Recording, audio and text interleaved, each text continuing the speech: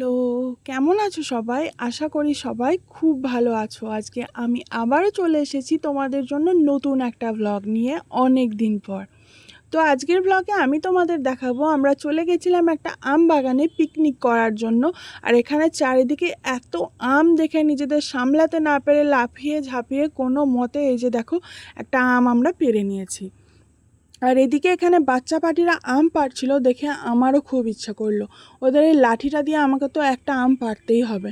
তাই ওদের কাছ থেকে আমি এই লাঠিটা চেয়ে নিলাম। আর লাঠিটা এত ভারী ছিল কি বলবো। তাও যা হোক আমি সফল হয়েছি একটা আম পাড়তে। ইয়ে, আমার তো খুব ভালো লাগছিল। আর চারিদিকে পরিবেশটাও এত সুন্দর ছিল যে তোমাদেরকে কি বলবো। আর ওদের কাছ থেকে আমি কিছু আমও চেয়ে নিয়েছিলাম কাঁচা খাওয়ার জন্য, এই যে এই আমগুলো।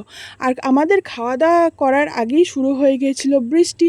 আর বৃষ্টিতে চারিদিকটা আরও মোহময় লাগছিল। তো আজ এই পর্যন্তই, দেখা হচ্ছে পরের ভ্লগে।